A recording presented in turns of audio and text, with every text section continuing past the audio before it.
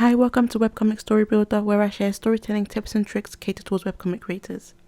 Are you someone who, like me, has said they will do something and you weren't lying, you really wanted to do it, you set yourself a date, then that date arrives, but you still haven't done that thing, so you set yourself another date and the same thing keeps happening. Weeks go by and you still haven't done what you said you would, but you really did want to. One of my many regrets in life is my laziness. There have been many things I wanted to do with my time, but in the end, I either never did them or did them when it was too late. Time never waits for anyone or anything, so I will never get back the time I spent doing what I shouldn't have. Even if I really want to do something, for some reason, no matter how hard I try, it feels like I'm walking on a treadmill, like I'm stuck in the same pattern. I can see it but can never reach it, and I know I have the strength to, but for some reason, I just can't. Nowadays, we have several distractions. Many people have spoken about dopamine and how it's the source of our procrastination. Fun fact, dopamine isn't a reward hormone. It's more of a I wonder what will happen next type of hormone. With dopamine, it's about anticipation, not the actual receiving of the reward. I recently watched a video and I will put the link to it in the description. And the video is basically about how productivity works from a mental perspective or from a psychological perspective. So to be productive is to hoard a thought in your head and keep it there. So if you think, I want a piece of cake, for example, and you keep thinking to yourself, I want a piece of cake, I want a piece of cake, you're going to want it. You're going to want it enough to do something and actually get it. So the longer you keep that thought of having cake in your head, the stronger your cravings get. But if you change your thought to, I want to draw, I want to draw, I want to draw, and meditate on that. So keep that thought in your head and hold it there, ignoring everything else and any other thoughts, you're very likely to start drawing. So shifting our thoughts changes our actions. When we do this repeatedly, a habit is created. So for example, if I thought to myself, I want to draw, I want to draw, I want to draw, and then suddenly changed my thought to, oh, let me go and watch a video for a few seconds, that sudden change of thought will change my actions as well. And as a result, my habits. So whether I develop good habits or beneficial habits, it makes sense to me since most times when I procrastinate, it's because my thoughts are on immediate fun things. I want to know if, Ricky leaves his family in whatever show, an X show. I want to know what the next TikTok will be about when I scroll. It's the anticipation of a gift. Such thoughts push me to keep procrastinating. And actually, it's our emotions that influences that thought or those thoughts. So oftentimes, we only want something when we receive sensory information about it. So, for example, I don't start wanting cake until I see a picture of cake or walk past a cake shop. Or I don't start wanting a mansion until I see someone my age with one. I started thinking, why don't I remove some of the things that make me procrastinate? Remove the sensory information that creates certain emotions, desires, and as a result, thoughts that affect my actions. And so I deleted almost all of my games, mostly the ones I know I love to play. And it did help me to some degree, but then I found a new source of procrastination. I found something else to run away from my tasks, to distract me. These things aren't, they're not bad in moderation. So these things aren't bad in moderation. So a few videos a day, a few minutes, hours of gaming.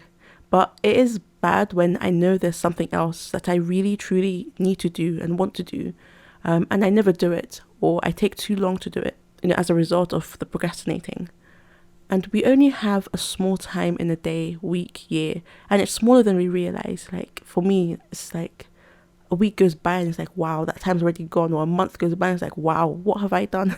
What have I done? So I started thinking, how better can I spend my time? And you never know when that time will be taken away.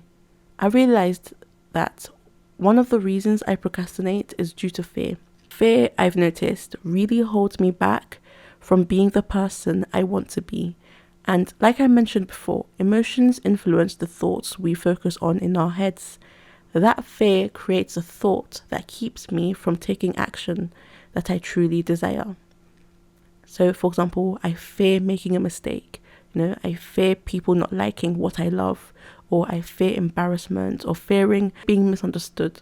So now I have two options: eliminate my fear somehow, or embrace it. Fear is hard to get rid of. So I try and fill my head with other thoughts.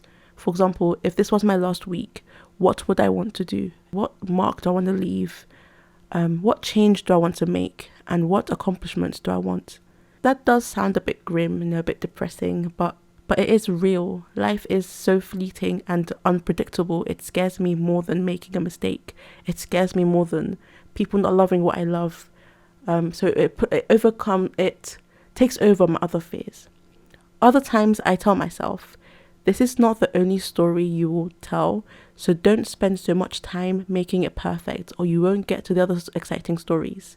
So, for example, I'm working on my webcomic, and I really want it to look good, and I'm spending so much time on very small details that wouldn't really make much of a difference. And then I realize what I'm doing, and I say to myself, wait a minute, I'm spending so much time trying to fix this small mistake or small error. It's taking me so long that if I keep focusing on all these little tiny details on every panel and every page, I won't get to work on the other amazing stories I want to work on. I'll spend so much time on this one short story that I won't get to explore my other ideas, because I have a lot of ideas that I do want to make. I do enjoy being creative. I do enjoy storytelling, and I want to share my stories, get them out there. I want to see them in full, see them fully made, fully created. Telling myself that this isn't the only story helps me to do what I need to do to work on that short story and then move on. I still sometimes procrastinate. We're only human. We do, like, when you're trying to break a habit, it does take time. And sometimes, we do fall back onto old habits die hard. But I feel like as long as I never give up, I will do what I want to do. But once I stop, it's over.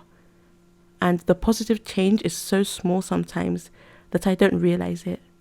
So as long as you keep on going forwards, you will keep going forwards. You may be going slower than you hoped and not realize that you're moving at all.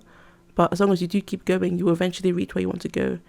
A few weeks ago, it started snowing. And I was looking at the window and I saw the vast fields covered in white. And I thought about how a single snowflake is how it starts. Then over time, it piles with other tiny flakes and turns into something magnificent. The time frame ranges depending on how often snowflakes fall, but no matter how long it takes, as long as each tiny snowflake descends and continues to fall, it will pile up. So then I wondered, how many snowflakes does it take to make a snowman? Thank you for watching. I hope this video helps you somehow. Just sharing my own experiences. If you'd like to read some storytelling tips and advice, you can check out my blog, www.webcomicstorybuilder.com, and the link is in the description. I share blogs about things like structuring your webtoon or webcomic, creating a webtoon like The Remarried Empress, creating a webtoon like Omniscient Reader. So those are just some of the blogs I've written. I hope you have a lovely day. Thank you for watching.